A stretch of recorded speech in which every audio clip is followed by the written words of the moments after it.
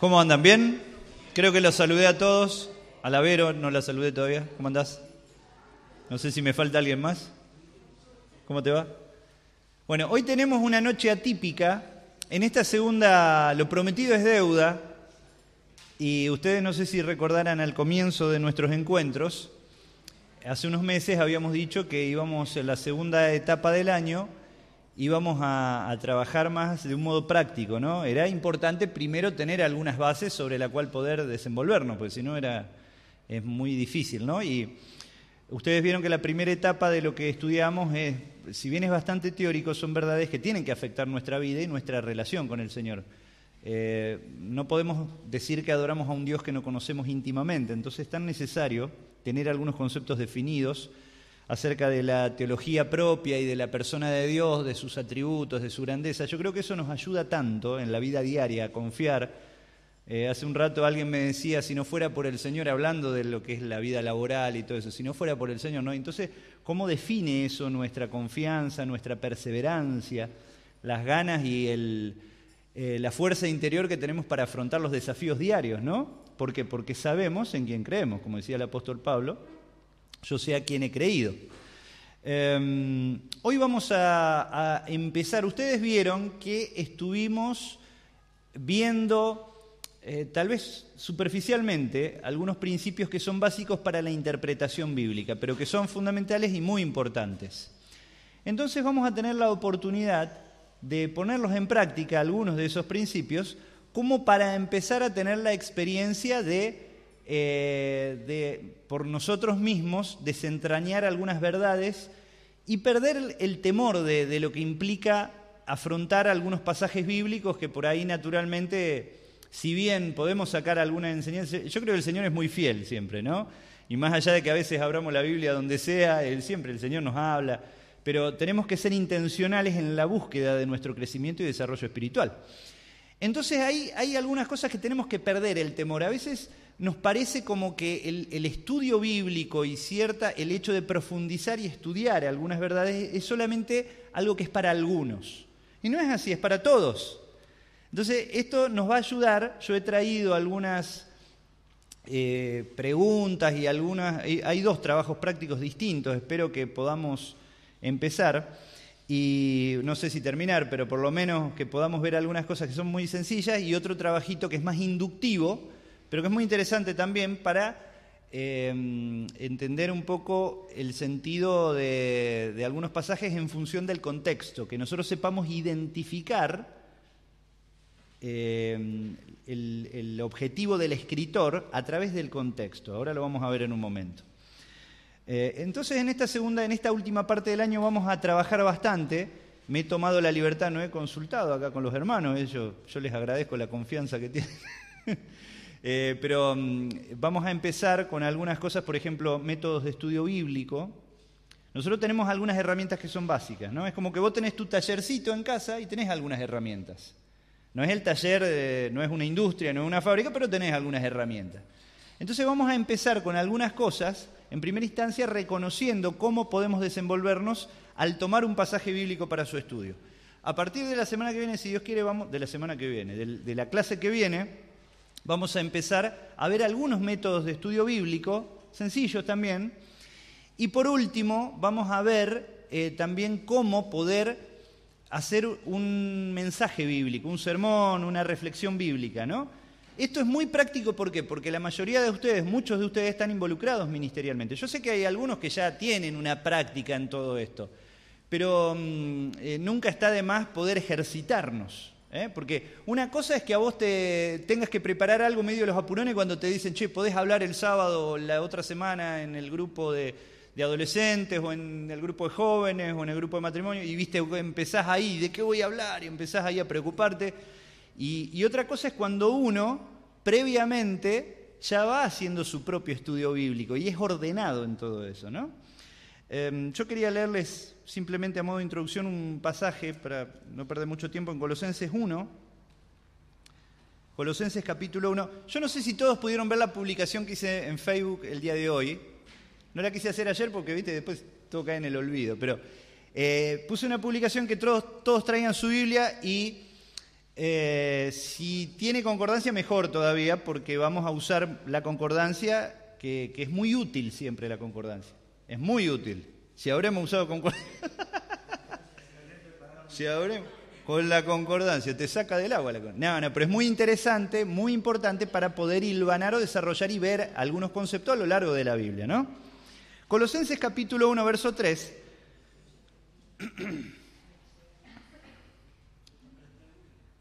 claro, el Google, esa es la pregunta, ¿viste? Si Google reemplaza la concordancia, vamos a ver.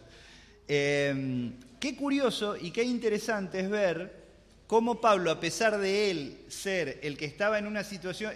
Colosenses, recuerden que es una de las epístolas, de las cartas de la prisión. Y cómo él, siendo injustamente encarcelado, en vez de ser el quien pide motivación, ánimo... es él el que está estimulando y animando a los hermanos. Y él dice siempre, versículo 3, siempre orando por ustedes, damos gracias a Dios, Padre de nuestro Señor Jesucristo, habiendo oído de vuestra fe en Cristo Jesús. Y sigue diciendo, versículo 5, a causa de la esperanza que está guardada en los cielos, de la cual han oído, o ya habéis oído, yo trato, a veces le cambio, habéis, porque no es la forma normal en la que nosotros hablamos, pero bueno, ya han oído por la palabra verdadera del Evangelio. ¿Por qué ellos tenían esa esperanza? Por una enseñanza bíblica al respecto, ¿entienden? Que ha llegado hasta ustedes, así como a todo el mundo. Qué interesante, ¿no? Que ellos habían llenado aquella región de la palabra de Dios. Y esa palabra lleva fruto y crece también en ustedes, desde el día que la oyeron y conocieron la gracia de Dios en verdad. Y después, en el versículo 9, vuelve a afirmar, por lo cual también nosotros, desde el día en que lo oímos, o sea, escucharon de cómo ellos estaban viviendo la vida de fe, no dejamos de orar por ustedes. Nuevamente, ese concepto como en el versículo 3, de su oración continua por ellos, y de pedir que sean llenos del conocimiento de su voluntad en toda sabiduría e inteligencia espiritual. Fíjense qué importante que es desarrollar esta capacidad, esta inteligencia espiritual. No es una inteligencia normal en nosotros. En algún momento hemos citado un pasaje paralelo que está en Efesios. Es parecido. Dice, para que anden, o sea que siempre él habla de andar. Esta es una frase muy reiterada en los escritos de Pablo, muy usada. Esa palabra, andéis, andar, habla de la conducta. Habla de nuestro estilo de vida, de cómo nos conducimos en la vida.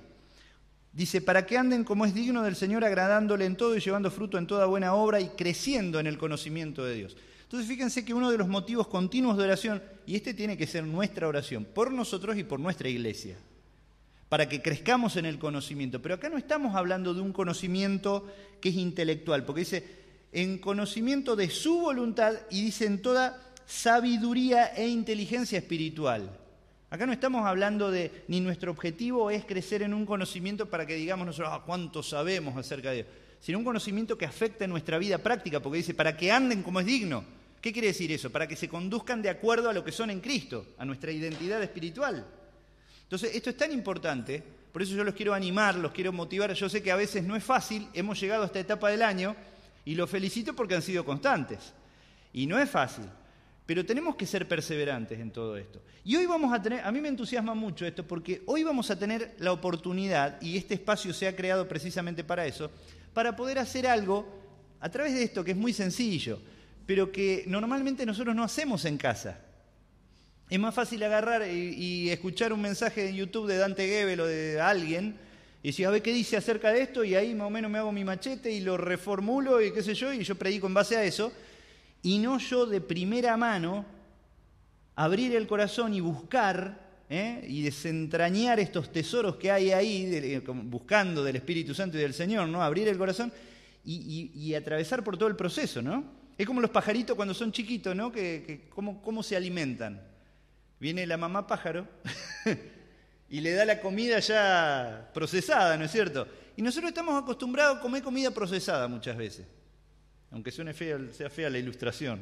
Pero es así. Comemos mucho que ya está procesado. Entonces el desafío es ¿por qué no comer de primera mano nosotros? Es Es feo comer algo, comida chatarra, comparada con lo que es un buen asado, algo, viste, que te da ganas de comer y mucho más sustancioso. Así que vamos a orar y yo les voy a explicar, es muy fácil esto que vamos a hacer. Vamos a aprovechar esta horita y algo que tenemos por delante con la ayuda del Señor. Vamos a orar, ¿sí? Señor, queremos darte gracias por tu palabra, gracias porque ella obra, trabaja en nosotros. Vos la usás en nuestras vidas y yo te quiero pedir por mis hermanos, mis amigos, que los bendigas, que hagas una obra en ellos, en mi vida también. Señor, queremos conocerte más, crecer más, queremos pedirte que nos hables al corazón a través de tu palabra cada día, pero que también nos apasionemos por vos. Que nuestro deleite, que nuestra felicidad, que nuestra alegría sea conocerte cada día más. Señor, dejamos este momento en tus manos, danos inteligencia, danos la fuerza, tal vez en este momento del día que nos falta, pero te pedimos que podamos disfrutar este tiempo junto a tu palabra. Te lo pedimos en el nombre del Señor Jesús. Amén. Bueno, vamos a hacer lo siguiente. Hoy no vamos a tener, no tenemos apuntes nuevos hoy. ¿Por qué? Porque vamos a usar lo que ya tenemos y simplemente ustedes van a ver, en los dos apuntes tenemos un pequeño bosquejo. Yo después les voy para lo próximo que viene, tal vez hacer un resumen muy, muy cortito de algo que puedas tener incluso hasta en tu Biblia, que puede ser una pequeña guía de un procedimiento que te pueda ayudar. Pero ustedes van a ver en el apunte más cortito, que es Introducción y Principios Generales de la Interpretación Bíblica, en la página número 2, ustedes van a ver, esto es muy simple y es algo que tenemos que aprenderlo y es una mecánica que en la medida que vos lo desarrolles, te lo vas a aprender. Entonces, las fases o proceso de interpretación, porque es el ejercicio de la interpretación. Ustedes se acuerdan que decíamos que la interpretación bíblica es una ciencia, porque tenemos un montón de principios y normas que regulan esto, pero también es un arte. ¿Por qué decíamos que es un arte? ¿Ustedes se acuerdan? ¿Por qué? O sea, no solamente es una ciencia, sino que también es un arte. ¿Por qué? Porque implica nuestro esfuerzo, nuestra elaboración, nuestra destreza, nuestra habilidad, nuestra capacidad, guiados por Dios, obviamente, pero ya es un arte porque nosotros somos quienes nos vamos desenvolviendo con las herramientas que tenemos. Decíamos el tallercito en casa, bueno, vamos nosotros con nuestras herramientas, si sean pocas, pero vamos manejándonos. Por eso nosotros podemos llegar a ser buenos intérpretes partiendo de lo que tenemos. Entonces, están las fases o procesos de interpretación, que lo primero, dice, escudriñamos la Biblia, primero ¿para qué? ¿Qué dice ahí? Observar. Y entonces acá en este punto lo importante, la palabra de Dios, observamos qué cosa, la palabra de Dios, para conocer, para entender lo que dice. Y ahí la primera pregunta, ¿cuál es? Que no tenemos que hacer. ¿Qué dice? ¿Qué dice este texto? ¿Qué dice esto? Segundo, interpretar para entender lo que dice. ¿Qué significa esto que dice el escritor? Tercero, ¿qué es lo tercero?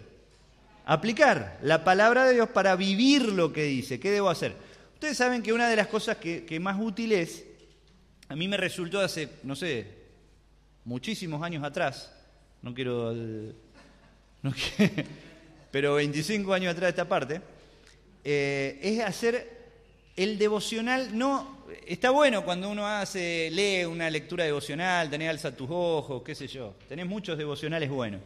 Pero cuando vos agarrás la Biblia y con un cuadernito decís, bueno, ¿qué dice acá el escritor? Bueno, ¿y qué significa y cómo lo puedo aplicar a mi vida? Eso es tan bueno porque eso es lo que te ejercita en todo esto. Muy bien. Si alguien no tenía esta mecánica de devocional y tiene un ratito para poder hacerlo, mirá, en 10 minutos vos lo podés hacer. Y después, acuérdense, ahí tenemos un resumen de las reglas generales de interpretación. Primero, leer detenidamente y con cuidado. Estas son sugerencias importantes, recomendaciones importantes. Porque hay errores que nosotros podemos cometer por leer apresuradamente un texto. Yo me acuerdo que un amigo, el Kelo Bonet, allá siempre me contaba, en la iglesia donde él está, Carlito lo conoce también me parece, no lo conoces, bueno, lo vamos a presentar un día. Decía un hermano que esta noche, hermano, vamos a hablar de la paciencia. La paciencia, y la paciencia, y la paciencia, y todo durito así, ¿viste? Todo 45 minutos con la paciencia, ¿viste? Y muchas de nuestros errores, acá no pasa por ahí, por errores de dicción, sino por una cuestión de no haber leído correctamente de entrada el texto, ¿no? O lo que dicen las palabras de ese texto. Entonces, primero, puede haber errores de dicción, es lo menos en todo caso. Peor sería que haya aberraciones, hay muchas anécdotas de predicadores neófitos, podríamos decir, que dijeron cualquier cosa de lo que decía el texto bíblico, ¿no? Entonces, tenemos que tener mucho cuidado. Es importante leer detenidamente, como decía Napoleón, cuando estaba por ir a la batalla, vístanme despacio que estoy apurado. No sé si conocen ese refrán, ¿no? Porque a veces, por estar apurado, es donde cometemos los errores más gruesos. Entonces, si estamos apurados, lo mejor que puedes hacer es leer detenidamente el texto, para que no exista algún error. Capaz que me vestí rápido. Leer detenidamente y con cuidado. Segundo, considerar el significado de las palabras. Acá hay que tener mucho cuidado porque primero tenemos que recordar que lo que nosotros tenemos son traducciones. Y yo he hablado, muchos de ustedes, varios de ustedes se me han acercado en todo este tiempo preguntando acerca de traducciones. ¿Qué tal es la nueva versión internacional? ¿Qué tal es la nueva traducción viviente? ¿Qué tal es la Biblia en lenguaje...? Bueno, entonces, son traducciones. Entonces no es fácil a veces, porque las traducciones no son transliteraciones directas de palabras, no es como agarrar el diccionario, te vas a Estados Unidos, no entendés nada, y agarrar el diccionario, empezás a buscar una letra, porque podés hacerle decir, ¿viste? El sentido de la palabra es importante. Entonces, las traducciones las palabras elegidas en las traducciones, lo que han tratado de hacer es ser abarcativas, es reflejar lo más fielmente posible la idea del que escribió del escritor bíblico, ¿no? Entonces, tenemos que tener mucho cuidado con las palabras y entender que no podemos dogmatizar algunas cosas porque partiendo solamente de un concepto en nuestro idioma. Por ejemplo, nosotros en la Biblia tenemos, por ejemplo, en el Nuevo Testamento, la Biblia habla del amor. Y para nosotros es una palabra, amor. Pero para los griegos había distintas palabras para el amor, que tenían que ver con el amor entre un hombre y una mujer, el amor de Dios, el amor entre amigos, no sé si entienden. Entonces, cada concepto que surge de la palabra es importante. Ahora, ustedes me dirán, bueno, pero yo no tengo acceso, no es fácil, no todos sabemos griego ni hebreo. Hoy en día, gracias a Dios, hay muchas herramientas que nos ayudan. Yo estoy viendo acá que traje un diccionario bíblico, los diccionarios bíblicos son muy importantes, ayudan mucho, y también hay diccionarios de los lenguajes bíblicos. Yo después les voy a recomendar alguna bibliografía que es descargable gratis desde internet. Yo tengo todo un software bíblico que es gratis, gratuito, y les puedo mostrar todo. Y entonces vos comparás las palabras, no necesitas ser un erudito en los idiomas bíblicos, pero ayuda mucho. Tercero, y esto es importantísimo, considerar el contexto. No hay que sacar un texto de su contexto. Hay una frase que dice, un texto fuera de contexto es un pretexto para hacerle decir cualquier cosa que realmente no es lo que quería o lo que tenía en mente el escritor bíblico. Entonces, respetemos el contexto y precisamente es una de las cosas, porque esto es muy importante. ¿Qué pasa si yo no tengo acceso a literatura que me hable de los significados de las palabras originales? ¿Qué pasa si yo solamente tengo la Biblia? Y bueno, nosotros tenemos formas, no quiere decir que Dios también está haciendo un acertijo con nosotros, no. Entonces, a través del análisis del contexto es donde nosotros podemos determinar el sentido de un versículo.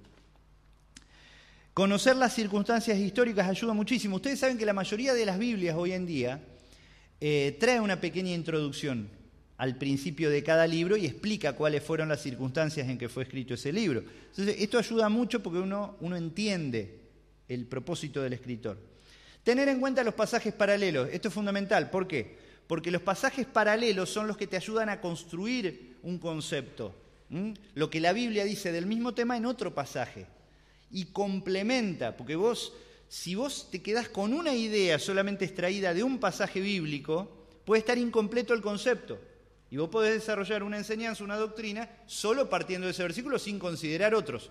La otra vez estábamos hablando con Gabriel de algunas situaciones que a veces surgen de errores que se cometen y de personas que a veces caen en esos errores. ¿Por qué? Solamente por considerar algunos pasajes y obviar o no tener en cuenta otros. Entonces, esto es importante.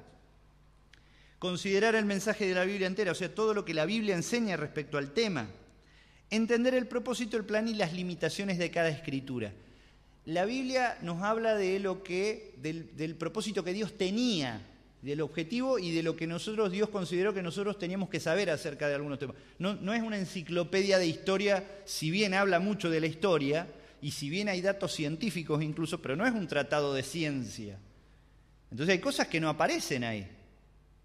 Ni hay sitio. ¿Qué pasó en la época en el periodo intertestamentario en América? ¿Qué sé yo? No dice ahí. ¿Pero qué quiere decir? ¿Que no existía, que no había gente en América? Sí, había gente, qué sé yo, pero no era sustancial para el mensaje del Evangelio, el mensaje de lo que transmite la Biblia. ¿Entienden? Entonces, hay limitaciones, todo en función del propósito que Dios tenía en mente. Muy bien, teniendo en cuenta estas cosas, y bueno, al final ustedes van a ver ahí un pequeño resumen que está bueno. Entonces, para tener en cuenta, considerar el propósito del autor, interpretar literalmente, sitúe el texto siempre en su contexto, busque la interpretación en la propia escritura. La Biblia nos enseña ella misma cómo interpretar la Biblia. Fíjense cómo el diablo, cuando por ejemplo la tentación de Jesús, Mateo ahí capítulo 4, cuando lo tienta el diablo a Jesús, cómo saca textos fuera de contexto para confundirlo. Y cómo Jesús mismo responde bíblicamente haciendo una correcta interpretación y aplicación de esas verdades. Y el diablo nunca le refutó eso. No se pusieron a discutir de hermenéutica. ¿Por qué? Porque Jesús fue preciso. Entonces ahí en tantos otros pasajes, donde la Biblia te da pautas de cómo interpretar. Considerar el aspecto de la revelación progresiva. Si estamos estudiando a Abraham, bueno, Abraham no tenía todo el panorama completo de todo lo que iba a ocurrir, menos escatológicamente, no lo sabía. Entonces ahí hay una limitación en esa historia, en ese contexto. Recuerde que hay un solo significado principal, aunque las aplicaciones pueden ser muchas. Siempre acordate eso, la interpretación de un pasaje bíblico es única. Ahora las aplicaciones, para Carlito, él puede extraer una aplicación personal de ese texto, Rodolfo otra, ella otra, cada uno de nosotros. Eso es lo fascinante de que Dios nos puede hablar al corazón de diversas formas, con el mismo pasaje bíblico, pero la interpretación es única. No son distintas interpretaciones. Siempre debemos armonizar ese mensaje con toda la Escritura, con el mensaje general y global de la Escritura. Muy bien. No los quiero embarullar. Después, en el proceso del estudio bíblico, del estudio de los métodos que vamos a ver, que son sencillos, más adelante, vamos a ir poniendo en práctica y vamos a ir metiendo algunas cosas, como por ejemplo, cómo determinar el tema de un pasaje, que eso es fundamental. Ustedes no sé si se dieron cuenta, pasó hace poco con mi esposa esto, le invitaron a hablar a una reunión de señoras, no acá, y le estaban pidiendo el tema urgente. Le digo, bueno, decinos el tema. Y mi señora apropiadamente, porque ella, usted así como la ven, es una mujer que ha estudiado mucho, sí, muy letrada, sí. Sí, ella tiene formación bíblica, una formación diferente a la mía, pero tiene mucha formación. Entonces, ella sabe muy bien que el título de una reflexión bíblica es lo último que uno... porque sale del tema. Yo no puedo poner primero el tema y después invento de qué voy a hablar. Y la venían apurando todos los días con eso. Dice, pará, que tengo que ver bien. Y además hay una cuestión espiritual de por medio que el Señor te tiene que guiar en todo ese proceso. Entonces, muchas veces nosotros... podemos llegar a cometer ese error. Decir, yo quiero hablar de tal cosa y agarro el texto y lo acomodo, estoy haciendo una interpretación dogmática. ¿Por qué? Porque lo acomodo a mis conceptos, a eso. Estoy utilizando versículos bíblicos para justificar un punto de vista mío. Ese es un gran error. Soy yo el que tengo que ir con un corazón humilde y sujeto, sometiéndome a la autoridad de la Escritura y del Señor. Entonces, bueno, a ver, ¿qué dice el texto? Entonces, determinar el tema, el tema está, no lo invento yo. ¿Entienden? Entonces, todo ese proceso es muy lindo, muy bueno y nos va a ayudar muchísimo. Bueno, no los voy a entretener más. Yo les voy a dar, en primer lugar, lo que vamos a hacer es ver algunos... ¿cuántos grupos tenemos? 1, 2, 3, 4. porque tengo una serie de preguntitas. Tengo 9, pero no vamos a poder hacer las 9. Entonces vamos a dividir más o menos. Hay algunas preguntas que son muy sencillitas, que ustedes van a tener que compartir entre ustedes, y que tienen que ver con la identificación del objetivo o del significado de un texto bíblico en relación al contexto. Hay un par de preguntas así. Otro que tiene que ver con algunas palabras, que nosotros tenemos que ver, determinar el significado de la palabra en base al contexto. Es muy interesante eso. Ver los pasajes paralelos. Les quiero mostrar algo en un momento.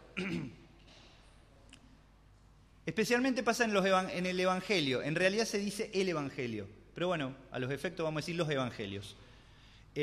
Por ejemplo, yo les traje para mostrarles algo.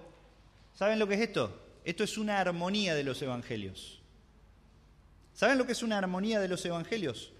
Acá está desarrollado, están los 4 Evangelios, pero desarrollados cronológicamente, uno al lado del otro. Entonces lo que dice, por ejemplo, voy a abrir así. A ver, vamos a ver algún texto que sea bien conocido para ustedes. Las veces que aparece, porque a veces no todos los evangelios hablan de los mismos sucesos, ¿no? Entonces, a ver, quiero ver algo que aparezca. Por ejemplo, cuando Jesús cura al hombre de la mano seca en la sinagoga un sábado, ¿se acuerdan? Eso aparece, ustedes van a ver acá en 3 columnas, el relato del Evangelio de Marcos, capítulo 3, el de Mateo en el capítulo 12 y Lucas en el capítulo 6. Y es muy interesante porque vos ves el desarrollo y vas comparando lo que dice un pasaje con otro. Muy bueno y es muy útil. Entonces yo recomiendo esto, también creo que tenemos versiones acá digitalizadas para compartirlo. Esto se llama armonía, ayuda muchísimo, muchísimo. Hay un pasaje, alguna de las preguntas que acá habla de la negación de Pedro. Entonces es bueno comparar ahí, a ver cómo es el relato en cada uno de los evangelios acerca de ese acontecimiento. Bueno, estas son herramientas útiles.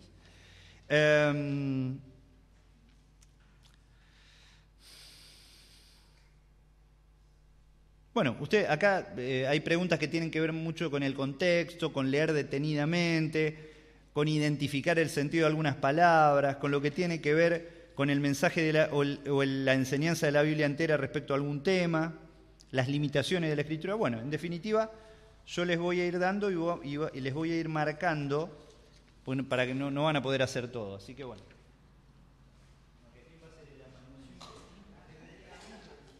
Bueno, vamos a compartir brevemente. Bueno, esto es interesante porque nos ayuda a darnos cuenta de algunas cosas que son... Mira, agarré la otra hoja.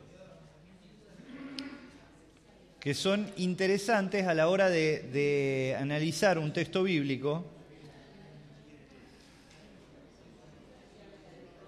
En algunos casos tener en cuenta el significado de las palabras, en otro el contexto. Bueno, vamos a hacer un repasito por alguna de las preguntas. Vamos, por ejemplo, la pregunta número 1, todos tienen la hojita, ¿no? Bueno, en cada grupo hay una hoja. Por ejemplo, tenemos en el punto 1, que yo se lo di a uno de los grupos, dice, cuando Jesús dijo, la verdad os hará libre. ¿Se acuerdan en Juan capítulo 8? ¿Alguien tiene ese versículo? Es decir, Juan capítulo 8, versos 31 y 32.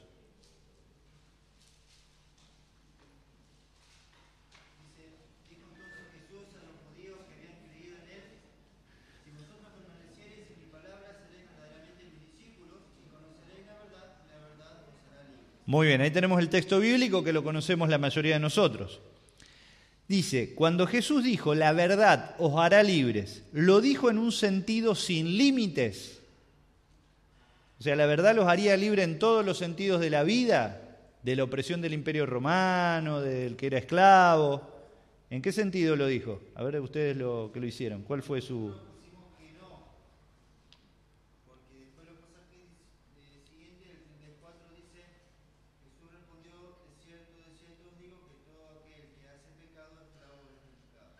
Muy bien. Ahí está. En ese sentido habla de la libertad espiritual en todo caso, ¿no es cierto? Fíjense qué importante es que si vos leer todo el pasaje No leer. A mí me gustó un solo versículo y me quedo con eso y lo uso para enseñar o para dar una reflexión.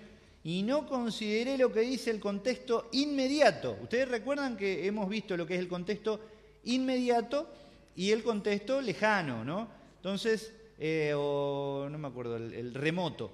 Entonces, en este caso había que leer un par de versículos más para tener todo el panorama completo, ¿no es cierto? Entonces, muy bien, acá viene hablando entonces de la libertad, ¿en qué sentido? Una libertad espiritual. Fíjense cómo este fue un error, entre paréntesis, un error de los judíos en aquel tiempo que rechazan a Jesús porque ellos esperaban a un Mesías que los liberte políticamente.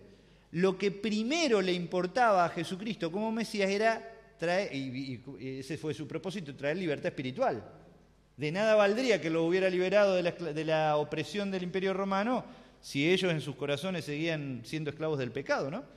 Entonces, qué importante que es eso. Y cómo nosotros a veces podemos llegar a caer en el mismo error por no considerar todo el texto. Muy bien. Según el punto 2, dice, según Filipenses 4.13. ¿Qué dice Filipenses 4.13? ¿Se acuerdan? Todo lo puedo en Cristo que me fortalece. Qué bárbaro. Y ese es uno de los versículos que más hacemos de goma, ¿eh?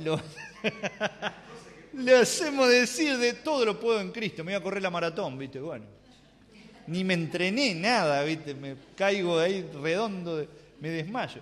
Bueno, según Filipenses 4.13, ¿puede el hombre hacerlo todo? A ver, ¿cuál fue el grupo? Ustedes allá tuvieron esto. ¿Qué pusieron ustedes? Ajá.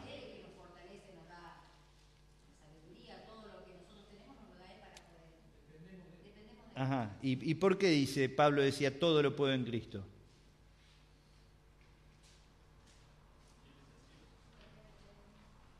Interesante ahí, ¿eh?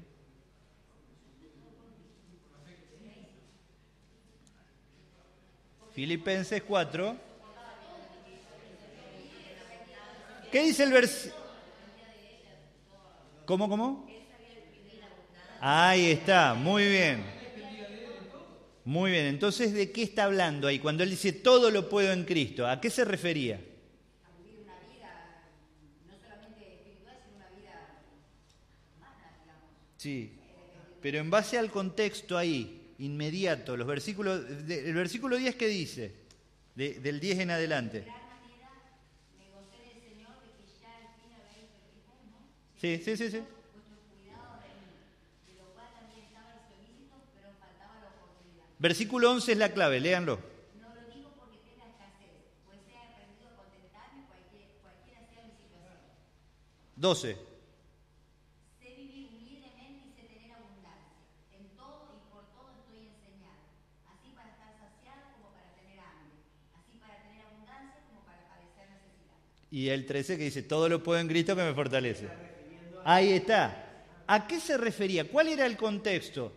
Él pone al final de su carta, habla, dice, en gran manera me gocé, me alegré en el Señor de que al fin han revivido. ¿Por qué? Porque ellos le habían enviado una ofrenda material. Dice, me gocé porque han revivido. Se ve que durante un tiempo ellos dejaron de ofrendarle, pero a él le volvieron a enviar de nuevo. Entonces esto lo llenó de satisfacción, no por una cuestión egoísta, sino por ver su madurez espiritual y cómo ellos eran sensibles a su necesidad. Pero entonces cuando él dice, todo lo puedo en Cristo que me fortalece, ¿a qué se está refiriendo? En base a lo que leímos versículo 11 y 12. A vivir en cualquier... Dice, sé vivir, claro, en abundancia o en escasez. ¿No es cierto? Entonces, escuchen esto, porque esto es importante, y especialmente este versículo, que lo usamos para todo. Acá, básicamente, la interpretación de este versículo, ¿cómo lo interpretamos? Cuando dice todo lo puedo, ¿en qué sentido lo está diciendo? Que podemos vivir en abundancia y en escasez. Con los recursos que tenemos, nosotros en Cristo, la suficiencia la tenemos en Cristo. Tenemos esa capacidad, el creyente, de adaptarse a las circunstancias que el Señor permite. Muchas veces en nuestra vida nos ha pasado que hemos vivido en escasez y en otra con abundancia. Ahora, de ahí en más nosotros podemos decir, sí, todo lo puedo en Cristo. Sí, como una aplicación personal yo puedo decir, sí, El Señor me fortalece, me bendice en el trabajo, me bendice en mi salud, me da fuerza. Sí, pero la interpretación puntual del texto habla de esta situación que Pablo estaba viviendo. Entonces fíjense cómo nos ayuda cuando leemos los versículos previos y posteriores, como recién nos pasaba con Juan capítulo 8. Muy bien. Quiero avanzar para ir... ¿Ustedes qué versículo, qué punto tenían? 6 y 7. Ajá. Ah, bueno, 6. Por ejemplo, miren qué interesante. Génesis 4, eso, ¿no es cierto? Génesis 4, versículos 16 y 17, dice, aparentemente, se lo voy a leer, no sé si ustedes lo tienen ahí, Génesis 4, dice, salió pues Caín de delante de Jehová y habitó en tierra de Nod, después de haberlo matado a su hermano, ¿no? Al oriente de Edén. Y conoció Caín a su mujer. ¿Se acuerdan el recurso de lenguaje ahí? Es un eufemismo. ¿Conoció? ¿En qué sentido? Claro, tuvo relaciones con su mujer, la cual concibió y dio a luz a Enoc, y edificó una ciudad y llamó el nombre de la ciudad, Perfecto. Ahí tenemos el texto. Aparentemente este texto indica que Caín encontró a su esposa en la tierra de Enot. ¿Quién era ella y en dónde la encontró? Un problema, estamos hablando del origen de la humanidad. Dice, ¿cómo es la historia? ¿Había más gente? ¿Cómo? ¿Vino gente de otro lado? ¿Cómo era?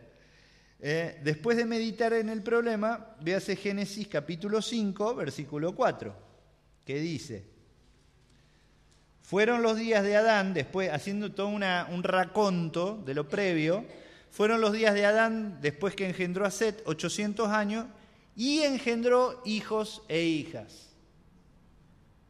O sea, no fueron los únicos hijos que tuvo Caín, Abel y después Set.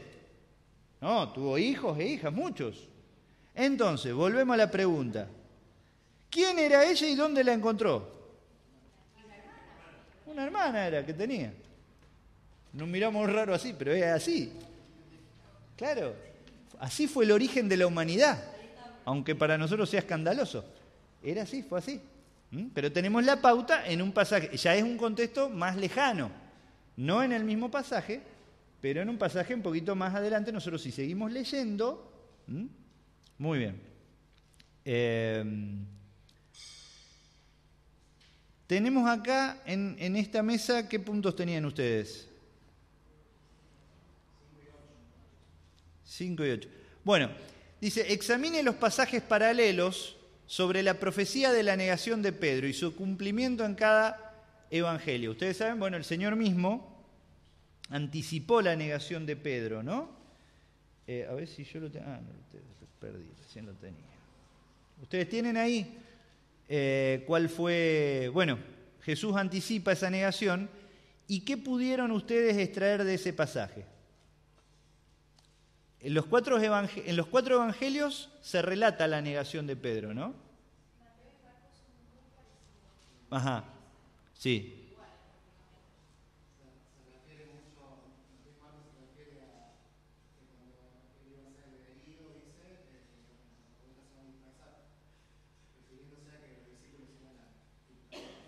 Ajá. En la misma profecía que Jesús hizo, como cuando anticipa eso, sí. Claro. Uh-huh. En Mateo y Marcos habla de que van a perder la fe, como está escrito, dice, en las escrituras. Es donde más fundamenta lo que habla mucho de Exacto. Después Lucas hace un relato, todas nombran a Pedro en nación, ¿no? El relato que hace algún énfasis más espiritual, porque habla sobre que Satanás lo había pedido a los discípulos que se sacaron como trigo. Uh-huh.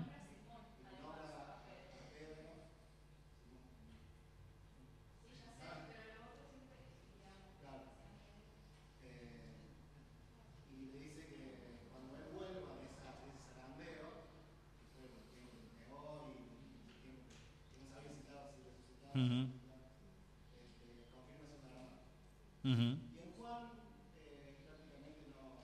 Relata el hecho, pero... Uh-huh. Ujú, ujú.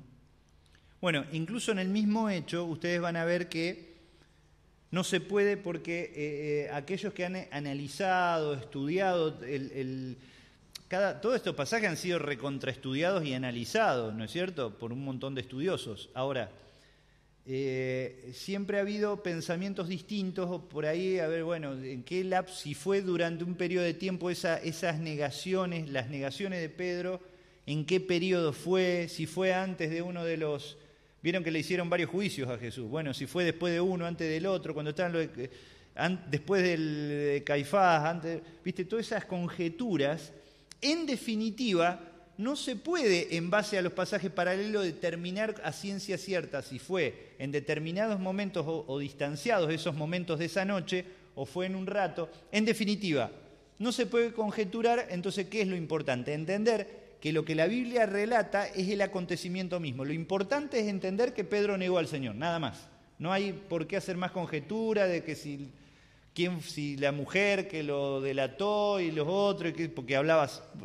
Son todos detalles que no vienen al caso. En definitiva, lo relevante de todo eso es entender que Pedro, que se cumple lo que profetiza el Señor, y que Pedro niega al Señor. A veces también podemos llegar a cometer errores buscándole el pelo al huevo, ¿viste? Como que estamos ahí tratando de ir y encontrar cosas que están detrás ahí ocultas. No, o sea, la Biblia es, ¿viste?, clara y concisa en lo que no podemos conjeturar demasiado. Otra cosa tiene que ver con el enfoque de los evangelios. Ustedes saben que Mateo escribe preponderantemente a judíos. Entonces él muchas veces hace referencia a textos del Antiguo Testamento, como decía acá el amigo. ¿Por qué? Porque los judíos eran conocedores del Antiguo Testamento. No tendría sentido que Lucas, que le escribe a griegos, haga referencia a esos pasajes del Antiguo Testamento, porque no es relevante para ellos. Para los griegos no era importante eso, ni lo iban a entender. No sé si me entienden. Entonces, es interesante ver cómo los relatos evangélicos a veces van cambiando en función de los destinatarios de cada uno de los escritos. Por ejemplo, Mateo, que fue un testigo presencial, porque fue uno de los apóstoles, uno de los discípulos del Señor, ¿a quién le escribe? A judíos. Marcos toma el relato directo de Pedro y él escribe a romanos, por eso es una carta un evangelio dinámico y mucho más breve, tiene 16 capítulos. Mateo tiene 28. Y Marcos, ustedes van a ver cuando van a Marcos, ahí dice, cada vez que empieza un párrafo o un nuevo capítulo, bueno, el capítulo no está dividido en capítulo originalmente, pero cada vez que empieza un nuevo acontecimiento, dice, entonces, después de esto, y luego, es como que va desarrollando y narrando la acción continua, porque el romano era un tipo como nosotros hoy, que estamos acostumbrados a la acción. Vos ves una película que te aburre, la ves un rato y ya cambia el canal o no la querés ver más, porque te duerme. Nosotros necesitamos esa dinámica. El romano de aquella época era un tipo que estaba acostumbrado a eso. El griego, Lucas escribe a griegos, como médico, él escribe a griegos, también tomando alguna referencia de Pedro y de algunos otros más. Él escribe a griego y por eso es mucho más minucioso a veces en la sanidad de algún enfermo, en el padecimiento de Cristo. Hay cosas que él relata que no están en los otros evangelios. ¿Por qué? Porque él, como un hombre con una mente científica, él relata todo eso. Y Juan, él escribe su carta a todos y a todas. Bueno, digamos, porque una epístola universal se llama, porque está dirigida a todas las personas para que todos conozcan y crean en el Señor. Muy bien. Quiero detenerme acá. Hay muchas cosas que son muy interesantes y que yo los invito a que después lo puedan seguir haciendo en casa. Yo tengo más acá de esto, si quiere llevar a alguien para poder ver, o capaz que alguno no pudo hacer lo que el otro grupo estaba haciendo, ¿no? Pero es muy interesante porque acá nos encontramos con todos esos detalles. Y vos vas a ver que, por ejemplo, en el relato, cuando hay pasajes paralelos, que los vas a encontrar en libros históricos, qué sé yo, en Crónicas, en Reyes, que hay pasajes que están las mismas narraciones, pero de los reyes o de algunos personajes bíblicos, y vos decís, no, parece como que hay, incluso o en el Evangelio, parece como que hay contradicciones. No hay contradicciones, hay aparentes contradicciones. Pero los pasajes siempre se complementan. Por ahí en algún evangelio dice que Jesús sanó a un ciego y después el otro evangelio dice que eran dos. Otro dice que sanó a uno que estaba a la entrada de Jericó y el otro evangelio dice que estaba a la salida. Cosas muy interesantes, pero no quiere decir que sean inexactitudes, sino que son cosas que tienen una explicación plausible. Muy bien. Por último, yo les quiero dar esto, porque no quiero...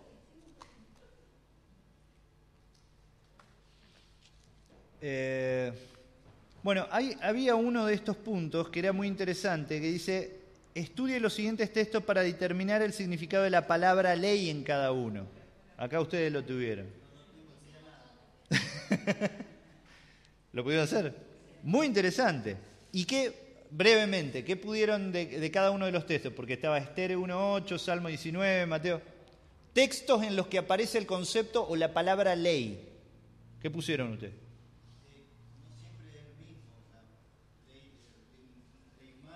Ajá. La ley de Dios en cuanto a la creación, Ajá. la ley de su palabra, la ley escrita, Ajá. una ley gubernamental, jurídica o social, la ley del hombre natural contra la ley espiritual, Uh-huh. después la ley del Antiguo Testamento, la ley de Moisés, Uh-huh. y la última era ninguna ley, o sea que en cuanto a ley de ningún tipo que exista en cuanto al espíritu. Ley moral también habla en algún punto, de la ley moral o ética. Entonces van a ver que a veces las palabras, ¿por qué lo uso como referencia? Muy bien.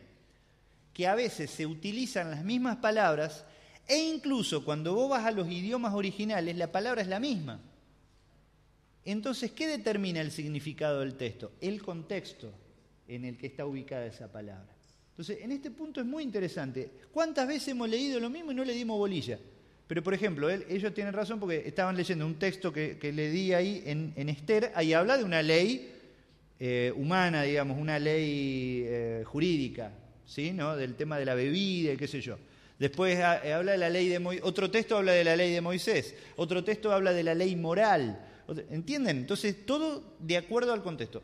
El último trabajo que yo les voy a encargar y les voy a pedir, y yo no sé si ustedes lo van a poder, lamentablemente yo pensando que íbamos a tener tiempo para hacerlo en grupo, es muy enriquecedor esto, pero podríamos sacar fotocopias de esto para que todos lo puedan hacer en casa, y es la tarea para la semana que viene, para la clase que viene, tengo la semana que viene, y dale con la semana que viene. Tiene que ver, por eso yo hice alusión a este trabajito que ellos hicieron recién, con algo parecido. Es un estudio inductivo, se llama. ¿Por qué? Porque nos va llevando. El concepto mundo en los escritos del apóstol Juan. Y acá Adriana se ríe, me está mirando, porque este es un trabajo que, ustedes saben, Adriana es tutora de un grupo de... Nosotros tenemos un curso teológico allá en la iglesia. Y ellas tuvieron que hacer este trabajo. Se lo afané. Pero es muy interesante porque ustedes van a poder hacerlo con herramientas que ellas no tuvieron, porque ellas no estudiaron todo esto de interpretación, aunque sea algunos principios rudimentarios o básicos, ellas no lo pudieron estudiar. Entonces, cuando tuvieron que determinar el sentido que se daba para el concepto de mundo en cada uno de los pasajes bíblicos, se les complicó, ¿no es cierto? No fue fácil para todas. Bueno, entonces... Este estudio consiste en lo siguiente, muy interesante, ¿eh? Es muy interesante y lo vamos a hacer. El concepto mundo, entre comillas, en los escritos del apóstol Juan. Yo tengo acá, me tomé la libertad de hacer, y después, bueno, se lo puedo pasar al que quiera, de extraer de una concordancia todas las veces que el apóstol Juan usó en sus escritos. ¿Qué escribió Juan en el Nuevo Testamento? El Evangelio, sus 3 cartas y el Apocalipsis, ¿sí? Entonces, en todos esos escritos, ¿cuántas veces él utiliza la palabra mundo? Lo que yo tengo, le puedo haber pifiado, pero yo encontré 80 veces que él utilizó la palabra mundo, pero utilizada con un sentido distinto. Entonces, primero lo que ustedes van a hacer para este trabajo es tomar una concordancia de la Biblia, o una concordancia bíblica, muchas vienen al final de la Biblia, no sé si todos tienen una en casa, buscar en esa concordancia el término mundo en los escritos de Juan. Acordate, el Evangelio de Juan, las 3 cartas de Juan o el Apocalipsis, ¿sí? Colocá en 3 listas, hay 3 listas, si pongo 4, 3, qué desastre. Estamos bárbaros, ¿eh? 3, bueno. colocá en 3 listas, hay 3 listas, yo ahora les voy a dar esto, los textos que te parezcan que mejor representan las siguientes ideas básicas sobre mundo. Cuando la Biblia habla de mundo, habla de 3 conceptos distintos de mundo. Primero, tiene que ver con el planeta Tierra, ¿sí? Con el mundo como planeta. Segundo, la Biblia también habla del mundo como la humanidad, la gente que vive, porque de tal manera amó Dios al mundo, a las personas que viven en el planeta. Y en tercer lugar, la Biblia habla del mundo como el sistema perverso que se opone a Dios y que está impulsado por el enemigo de Dios, que es el diablo, sistema de filosofía, el mundo. Entonces lo que ustedes van a hacer es elegir versículos y ubicarlos. Bueno, este versículo que aparece acá en lo escrito de Juan, este versículo, ¿a qué se refiere? De acuerdo al contexto, porque la palabra, oh sorpresa, yo acá les puedo mostrar en griego, por ejemplo Juan 1.10, y ustedes van a ver, y les muestro varios pasajes en los que aparece la palabra mundo, y la palabra es la misma, o sea que el idioma original no te ayuda tampoco. Lo que determina el concepto es el contexto. La palabra es cosmos, para mundo. Entonces, lo que determina el sentido en el que es usada, si está hablando del planeta, si está hablando de la gente que habita el planeta, si está hablando del sistema diabólico del mundo, es el contexto. Entonces lo que vos vas a hacer es elegir un versículo que tengas claridad, ¿no? Que te des cuenta de lo que está hablando y lo ubicás en esta columna, y después resumí en esos conceptos la idea básica que encierran esos textos bíblicos, de qué está hablando. Para ello debes mirar bien el contexto donde aparece el término mundo y redactar una oración. Ahí tenés 3 espacios, porque tenés que elegir 3 versículos, uno de cada uno. Un versículo que habla del planeta, un versículo que habla de la gente del mundo y otro de la filosofía de este mundo. Y ahí pones el concepto, hay un ejemplo. Y escribí 2 o 3 aplicaciones de eso para con tu vida, que el mundo tiene para tu vida y ministerio. Aplicaciones prácticas. Entonces, esto es el principio de lo que vamos a empezar a hacer más adelante como método de estudio bíblico. Esto es un estudio inductivo, porque vos vas desarrollando, partiendo de un concepto que para vos es claro y que surge, emana de la Biblia directamente, y esto te va llevando, todo esto te va llevando a desarrollar primero una interpretación correcta en base al contexto, porque ni siquiera, aunque conozcas los idiomas originales, eso no te va a ayudar tampoco, porque la palabra es la misma.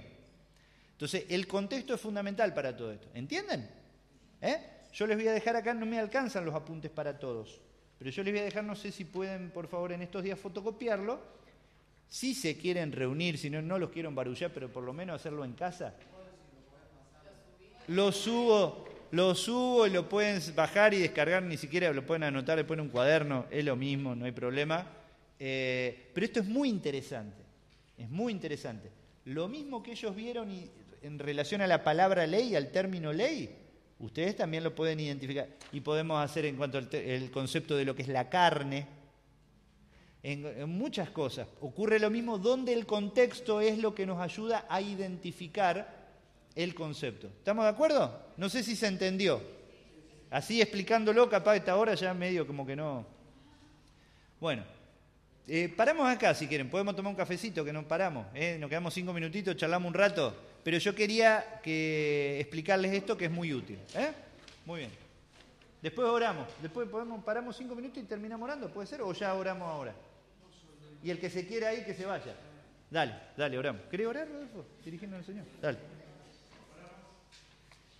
Papá, gracias por tu palabra. Gracias.